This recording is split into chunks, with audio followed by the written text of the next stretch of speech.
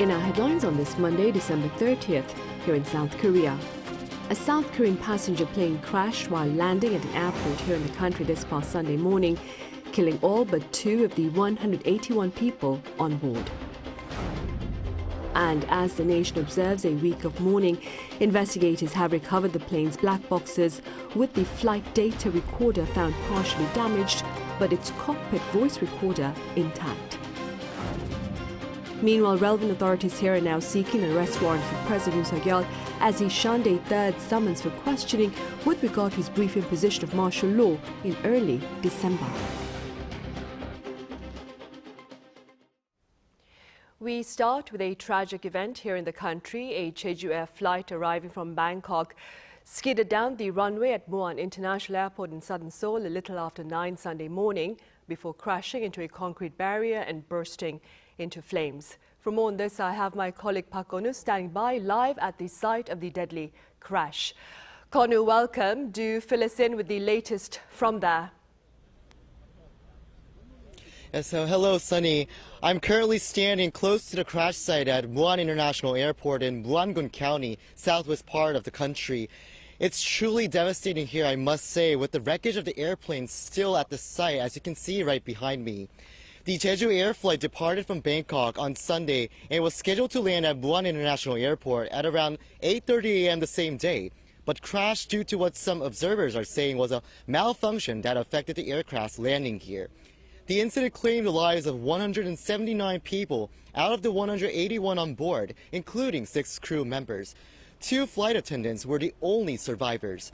The aircraft made several landing attempts from one direction of the runway, but then committed to a wheels-up crash landing, following an approach in the other direction. According to witnesses, the aircraft made contact with the runway further down from the standard contact point at a relatively high speed. After skidding around along the runway, it collided with the wall and became engulfed in flames. Here's what another witness told us. At first, I thought they were blank rounds, which residents like me are used to. I didn't see the plane crash, but later I saw the tail section of the aircraft in front of my house. I feel really sorry. How devastated will their families feel? The aircraft involved was a Boeing 737-800, which is used by many domestic airlines, and with around 100 such aircraft in service, concern is being expressed. Another Jeju Air flight using the same model departed Gimpo Airport on Monday morning, but reported problems with its landing gear and returned to the airport for checks. Around 20 people later decided not to board the flight. Right, Konu, I understand quite a number of the passengers were those on family trips. Do tell us more. Of course, so most of the victims are believed to have been returning from family trips to Bangkok during their Christmas holidays. The majority of the passengers were Koreans except for 2 Thai nationals. 11 were students. 157 out of the 179 deceased are reportedly residents of Gwangju and Jeollanam-do province. Here's what a bereaved family member had to say. The heads of families are dead. Sons and daughters are left by themselves without their parents. How could these people live on? Please provide the exact reason for the incident and ensure proper compensation. But now, the funeral procedures need to be prioritized. 2 flight attendants were rescued from the wreckage of the plane and are now in separate hospitals in Seoul.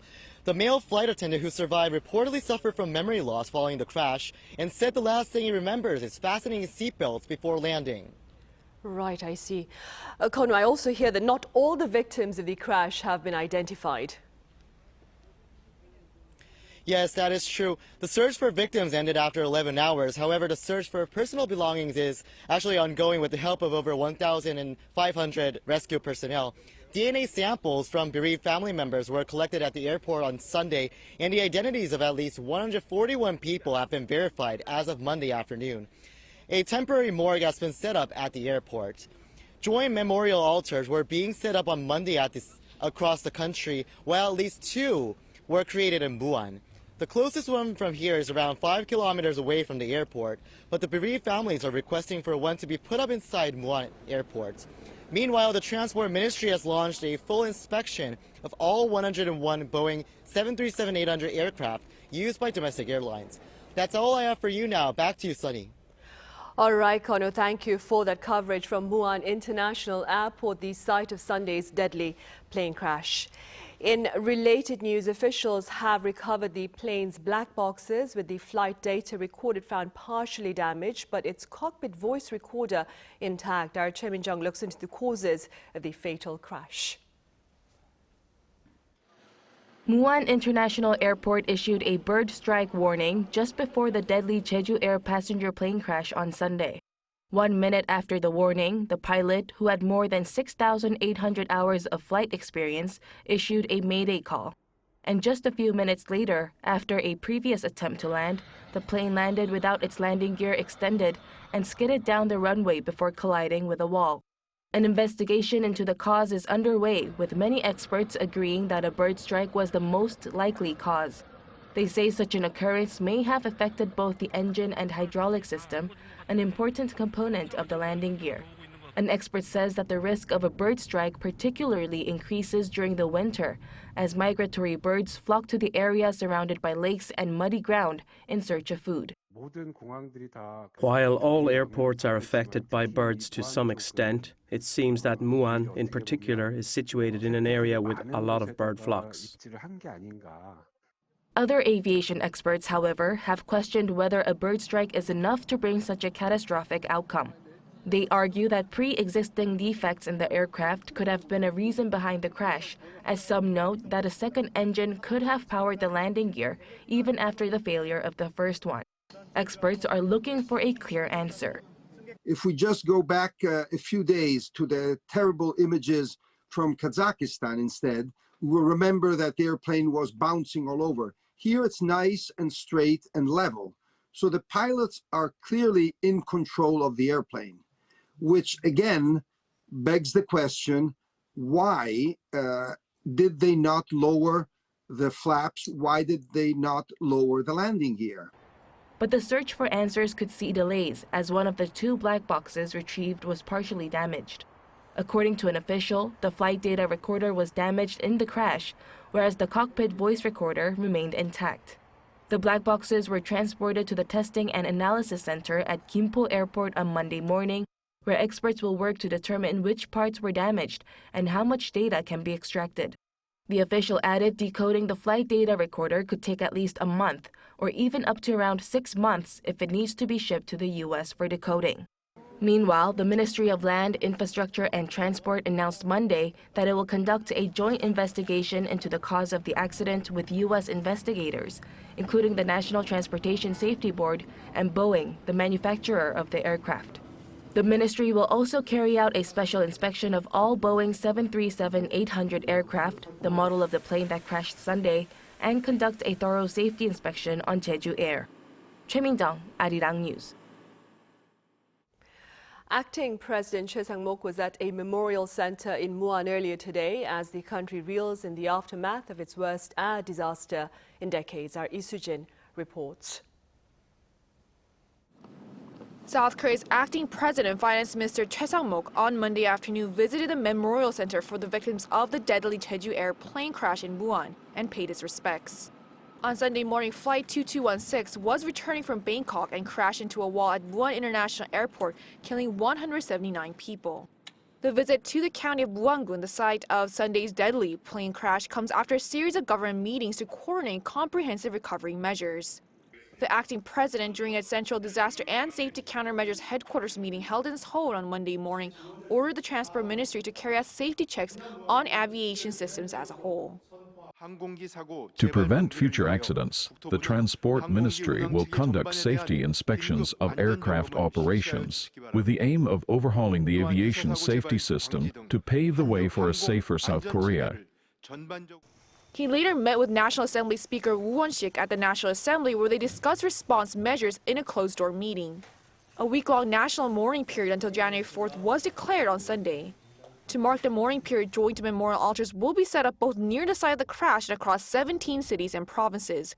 Government ministries, local governments, and public institutions will display flags at half-mast, and public officials will wear mourning ribbons. The acting president also said on Sunday that the county of Muan will be designated as a special disaster zone, which allows central government funds to be used for recovery costs that would normally be covered by the local government. The designation provides condolence payments and medical expense coverage. The Supreme Prosecutor's Office also established an accident response headquarters on Sunday to investigate the cause of the crash more efficiently and thoroughly. Jeju Air, meanwhile, maintained that the crash was not caused by aircraft defects, saying that it always conducted maintenance checks before and after departure and that it did not operate an excessive flight schedule. The airline has pledged to do everything possible to support the families of the victims by cooperating with the Transport Ministry investigations and utilizing approximately $1 billion in liability aviation insurance. Lee Soo-jin, Arirang News. Korea's political parties have set aside their differences amid this national tragedy to convey their condolences to grieving family and friends of the victims in a rare show of solidarity. Our Kim Jung-sil has more. The devastating plane crash at Muan International Airport has prompted a rare moment of political unity. Leaders of both the ruling People Power Party and the main opposition Democratic Party have put aside their differences to focus on recovery efforts and provide support for victims and their families. Main opposition leader Lee Jae-myung, who has been on site for 2 consecutive days, directed all party resources toward recovery efforts on Monday morning. Amid the heartbreaking cries of grieving families filling Muan Airport, the entire nation is crying together. The priority right now is managing the aftermath. Our party will do everything we can, centering our efforts through the Aviation Disaster Response Committee. Kwon Song-dong, acting leader of the ruling People Power Party, also visited the airport and pledged full support for recovery efforts. He said a truly devastating and unimaginable tragedy took place, adding the party will do everything it can to help heal the families' hearts and provide the utmost support. Both leaders emphasized the importance of working closely with local governments and agencies with task forces established to ensure swift and thorough recovery efforts. Other opposition parties, including the Reform Party and the Rebuilding Korea Party, have also pledged their full support, further highlighting unity across the political spectrum. Parliamentary schedules, including committee meetings initially planned to address the martial law impeachment crisis, have been postponed to prioritize recovery efforts. Kim Jung-sil, Arirang News. A large-scale public protest in support of impeachment may be rescheduled in light of the tragedy that has befallen the nation. The pro-impeachment group in charge of the recent rallies against the president on Sunday released a statement that revealed talks are underway to postpone the protest scheduled for Tuesday here in Seoul. The group also shared its prayers for the grieving family and friends of those who passed away, adding hopes for proper support mechanisms by relevant authorities.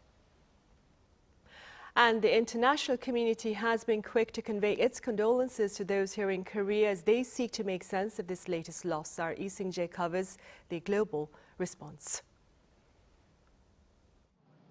World leaders have sent messages of condolence to the families of the victims and the Korean people after the Jeju Air crash at Muan International Airport. Taking to X on Sunday, European Commission President Ursula von der Leyen said she was heartbroken to see the images of the plane crash and expressed her deepest condolences to the families of the victims. German Chancellor Olaf Scholz also took to X to express his condolences to the victims' families and said he hopes for a speedy recovery for the 2 survivors. Ukrainian President Vladimir Zelensky on the same social media platform called the loss of each life an immeasurable tragedy, adding that Ukraine stands with the Korean people in their time of grief. Both Chinese President Xi Jinping and Japanese Prime Minister Shigeru Ishiba also sent messages. U.S. President Joe Biden issued a statement on Sunday saying that he and First Lady Jill Biden are deeply saddened to hear of the tragic plane crash. Calling South Korea a close ally, Biden said his thoughts and prayers were with those impacted by the tragedy, adding that the U.S. stands ready to provide any necessary assistance. Over in the UK, King Charles also expressed his deep sorrow and said he was profoundly saddened by the crash that killed 179 people. He added that as South Korea mourns the disaster, the families and loved ones of all the victims are in his prayers. The deadliest aviation accident to occur on South Korean soil took the lives of 179 passengers and crew members, with 2 people surviving the tragedy. Lee Seung-jae, Arirang News.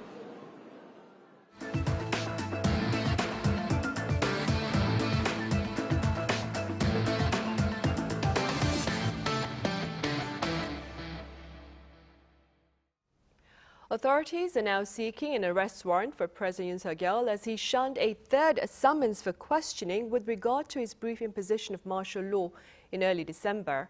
Our correspondent Kim Do-yeon has the latest. For the first time ever, an arrest warrant is being reviewed for a sitting president. The warrant was requested on Monday by the Corruption Investigation Office for high-ranking officials who are investigating the criminal allegations behind President Yoon Suk-yeol's declaration of martial law on December 3rd. This was an expected move by the investigation team as President Yoon, for the third time, refused to show up for a questioning session on Sunday, and generally, after 3 tries, an investigation team requests an arrest warrant. According to the joint investigation team made of the CIO and police, 2 charges were stated on the arrest warrant request. One for leading an insurrection and the other for abusing authority to obstruct someone from exercising their rights. The court will now decide whether to issue the arrest warrant or not after considering whether President Yoon's charges, including insurrection, have probable cause and whether he failed to comply with the CIO's summons without a valid reason. Meanwhile, Yoon's legal representative submitted a letter of opinion to the court in response to the CIO's decision. Addressing the public, an attorney for Yoon said the CIO does not have the authority to investigate insurrection charges. First, the arrest warrant is unjust, as it was requested by an unauthorized institution. Moreover, it does not meet the requirements for an arrest warrant under our Criminal Procedure Act. That's the core issue. And in terms of the abuse of power charge, he first said a sitting president cannot be prosecuted for an abuse of power according to law. While the general opinion could be divided on that, the legal community generally agrees that an investigation must be minimal for this. He also said that declaring martial law is a constitutional authority granted to the president, and the primary discretion to exercise that authority also lies with the president, claiming once again that an insurrection charge makes no sense. Kim Do-yeon, Arirang News. On the economic front, industrial output slumped for the 3rd month in a row in November as tangible proof of the prolonged doldrums. Our correspondent Moon Hae-ryun explains. South Korea's industrial production fell for the 3rd consecutive month in November, underscoring persistent weakness in the construction sector. Data released by Statistics Korea on Monday showed that industrial output fell by 0.4% compared to the previous month. The decrease was primarily attributed to a decline in manufacturing production caused by labor disputes in the auto industry, something that also contributed to a shortfall in auto exports last month. This meant that manufacturing output overall dropped by 0.7%, despite a near 4% increase in semiconductor production. Services output fell by 0.2% due to declines in finance and insurance. The construction sector also saw a decline in production for the 7th straight month as building activity slowed, setting a new record for the longest continuous decline since data collection began in 1997. Meanwhile, retail sales, a key gauge of consumer spending, rebounded by 0.4% after seeing drops in September and October. This comes due to a rise in the consumption of semi-durable goods such as clothing, offsetting declines in purchases of durable and non-durable goods. Despite the slight rebound in retail sales, indicators reflecting current economic indicators failed to recover. All component indicators except for the number of employed persons and amount in imports decreased, causing the constant composite index to fall by 0.5 points month on month, while the leading composite index rose by 0.1 points. The coincident composite index, which reflects current economic conditions, continued its downward trend for the 9th consecutive month, indicating a challenging economic situation at present. However, the leading composite index, which forecasts future economic conditions, showed a slight increase, suggesting a potential for improvement in the future. In light of this latest data, the Ministry of Economy and Finance remarked that the government plans to mobilize all available resources to strengthen domestic demand and stabilize the economy next year. 문혜련, Arirang News. Also, on this Monday, First Deputy Minister of Finance and Economy Kim Bum-seok attended the so-called F4 meeting with top finance authorities. The officials reaffirmed their commitment to stabilizing financial markets amid the political uncertainty here in the country. The Korean won continued to weaken against the US dollar, closing above 1,471 per dollar in its latest session, while the local bourse traded mixed. The benchmark Kospi closed 0.22% lower, while the tech-heavy Kosdaq ended 1.83% higher.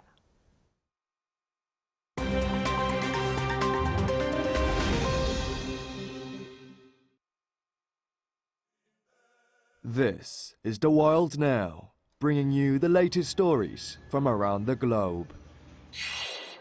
Former US President Jimmy Carter has died aged 100. James Earl Carter Jr., who served as a 39th US president from 1977 to 1981, passed away peacefully at his home in Plains, Georgia, on Sunday afternoon local time, surrounded by his family, according to the Carter Center. He had reportedly been receiving hospice care at his home for health issues, including melanoma, that spread to his brain and liver. At age 100, Carter was the longest-lived former president in U.S. history. Incumbent U.S. President Joe Biden paid tribute to Carter, describing him as a man of principle, faith, and humility, while President-elect Donald Trump said we all owe him a debt of gratitude. Jimmy Carter, a Georgia-born peanut farmer, won the presidency in 1976 with the promise of transparency amid the Watergate scandal and the Vietnam War. He was also awarded the Nobel Peace Prize in 2002. The country of Georgia has sworn in the ruling Georgian Dream Party's Mikhail Kavelashvili as its new president. The outgoing president, Salome Zurabishvili, however, has called foul play on the election, saying that she was the only legitimate president. Mikhail Kavelashvili was inaugurated as president on Sunday amid political turbulence in Georgia after the ruling party suspended its application to the European Union, which led to major anti-government protests. Kavelashvili, a former footballer who played for Manchester City, is a conservative critic of the West, known for his right-wing views and speeches against LGBTQ people. The pro-EU outgoing President Zurabishvili said the Georgian Dream Party's victory in the October parliamentary election, which led to Kavelashvili's presidency, was marked by fraud, saying that while she will leave the presidential palace, she refuses to step down. The European Union's Common Charger Law came into force on Saturday, obliging manufacturers to adopt USB-C chargers as a standard on most rechargeable electronic devices sold across the 27-nation bloc. This means companies like Apple, which use different charging connector designs, will have to change the ports and cables on their products to USB-C. The law, which is the first of its kind in the world, was passed by an overwhelming majority in the European Parliament in October 2022. The EU's decision to standardize all chargers for electronic devices is expected to cut costs for consumers and waste from obsolete chargers. While the enforcement began on Saturday, the EU said makers of laptops will have until early 2026 to follow suit. In the United States, Mega Millions lottery has said a winning ticket, estimated to be worth some $1.22 billion, was sold in California. The winning numbers for the Mega Millions lottery were announced on Friday, while the winning ticket, matching the numbers 3, 7, 37, 49, 55, and the gold Mega Ball 6, was found to have been sold at a convenience store in Cottonwood, California. Now, the identity of the winner of the 5th largest total pot in history of the Mega Millions lottery is still unknown. The highest ever Mega Millions jackpot ticket, worth some $1.6 billion, was sold in Florida last year. Kim Seong, Arirang News.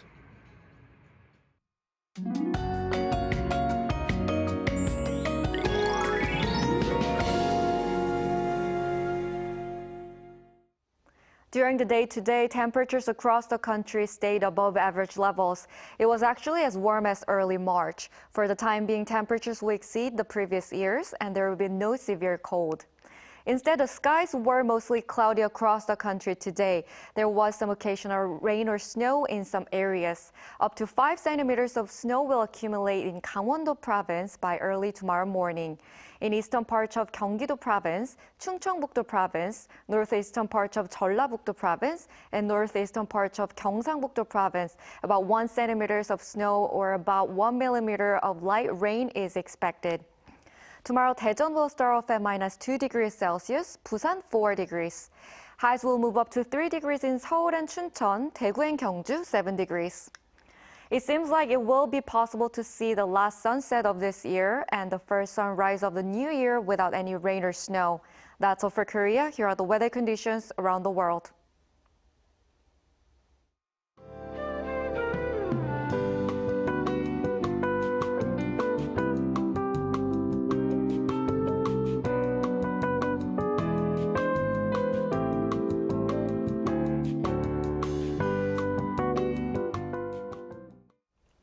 And we end our newscast at this hour with prayers to family and friends of the victims of the Jeju Air plane crash at Muan International Airport early Sunday morning.